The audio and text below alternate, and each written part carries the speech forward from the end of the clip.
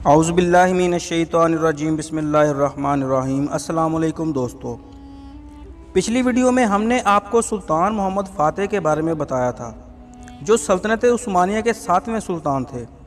आज हम आपको सल्तनत उस्मानिया के 8वें सुल्तान के बारे में बताएंगे।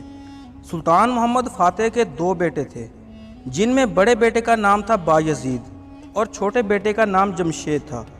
इन दोनों के पास अपनी अपनी हुकूमत थी, जिनमें जो बड़ा बेटा बायज़ीद था जो कि अमासिया का हुक्मरान था, जबकि छोटा बेटा जमशेद करमानिया में हुकूमत करता था। इन दोनों बेटों में से जो बायज़ीद था बहुत ही नरम दिल, सादगी पसंद और दरवेश तबीयत का हामिल शख्स था, जबकि छोटे बेटे जिसमें इसके बाप सुल्तान फ़ातेह की झलक नज़र आती थी, ये बहुत ही बहादुर शख्स था। इस सल्तनत का जो वज़ीर आज़म था वो भी यही चाहता था कि जमशेद को ही तख्त संभालना चाहिए, और दूसरी तरफ यानी शरी फ़ौज ये चाहती थी कि सुल्तान बायज़ीद तख्त संभाले। क्योंकि सुल्तान बायज़ीद एक नरम दिल इंसान था, इसलिए वो हुकूमत के बारे में कोई ख़ास फैसले नहीं कर पाएगा, और इस तरह यानी शरी फ़ौज को भी अपनी मनमानी करने का मौका मिल जाता, और वो जो चाहती इस बादशाह यानी सुल्तान बायज़ीद से मनवा सकती थी। यानीशरी ने सबसे पहले इस सल्तनत के वज़ीर आज़म का कत्ल किया ताकि वो अपने मकासद में कामयाब हो सकें, और फिर बाद में तमाम शहर को लूटने लगे। इसी दौरान सुल्तान बायज़ीद भी कस्तंतुनिया पहुंच गए। कस्तंतुनिया पहुंचते ही हुकूमत संभाल ली। सुल्तान बायज़ीद को तख्त पर बैठने से पहले यानीशरी फ़ौज को बहुत सारी रकम से नवाजना पड़ा।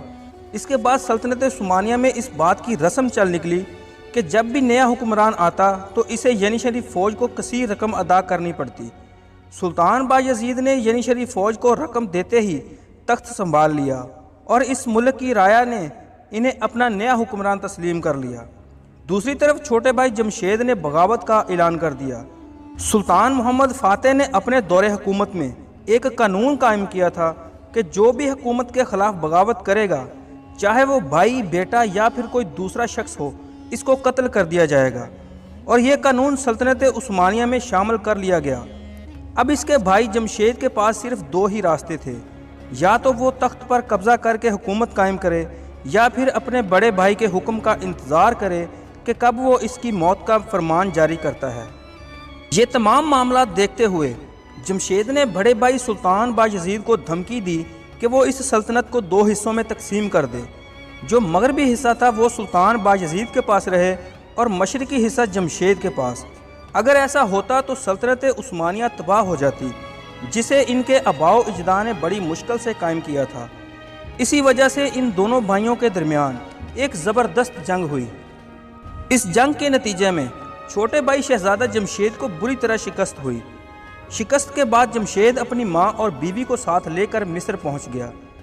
इसने मिस्र की फ़ौज और वहाँ सल्तनत उस्मानिया के बड़े लोगों से मदद ली, और दोबारा फिर सुल्तान बायज़ीद से जंग की। दूसरी बार फिर इसे शिकस्त का मज़ा चखना पड़ा। अब ये शहज़ादा जमशेद मिस्र की बजाय एक छोटे से जजीरे रोडस पहुँच गया। इस जजीरे का हुक्मरान एक ईसाई था। इस जजीरे के हुक्मरान का नाम डी अबोसन था। शहज़ादा जमशेद ने इस डी अबोसन से मदद की अपील की, लेकिन वो सरदार इतना चालाक साबित हुआ कि इसने एक तरफ इस शहज़ादे जमशेद को मदद देने का वादा कर लिया, और दूसरी तरफ बड़े भाई सुल्तान बायज़ीद से इसके छोटे भाई को कैद करने के लिए बड़ी रकम का मुतालबा कर दिया।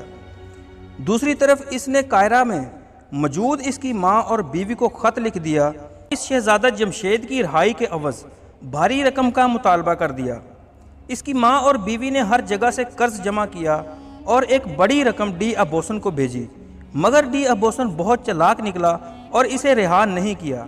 आखिरकार फ्रांस के एक बादशाह जिसका नाम चांस डी 8 था, इस बादशाह ने इस शहज़ादे जमशेद को डी अबोसन से रिहाई दिलवाई और इसको पोप की खिदमत में पेश कर दिया। अब इस जमशेद के बदले भारी रकम पोप हासिल करने लगे। इस पोप के बाद इसके जानशीन पोप अलेक्जेंडर बोर्जिया ने इस सोने के अंडे देने वाली मुर्गी को ज़िबा करने और एक साथ सारे अंडे हासिल करने के लिए हिकमत अमली बनाई, और सुल्तान बायज़ीद से कसीर रकम वसूल करता रहा, और बाद में पोप अलेक्जेंडर ने इस शहज़ादे जमशेद को जहर दे दिया।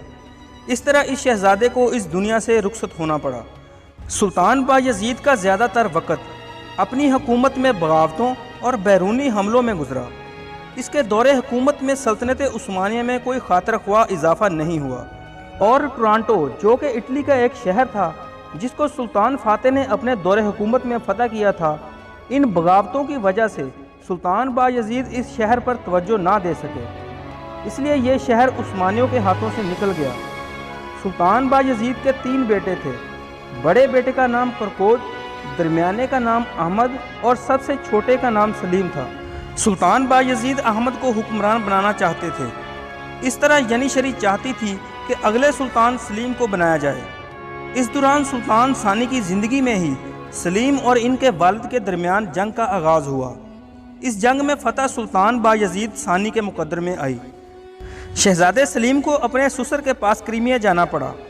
बाद अज़ां यनीशरी फ़ौज और दूसरी तमाम अफवाज सलीम के हक़ में दस्तबरदार हुई। इस तरह सुल्तान बायजीद को तख्त छोड़ना पड़ा। तख्त को छोड़कर आप एशिया के शहर डेमोटिका के लिए रवाना हुए। डेमोटिका पहुंचने से पहले ही रास्ते में आपकी मौत हो गई। आपकी तदफीन इस्तांबुल में की गई।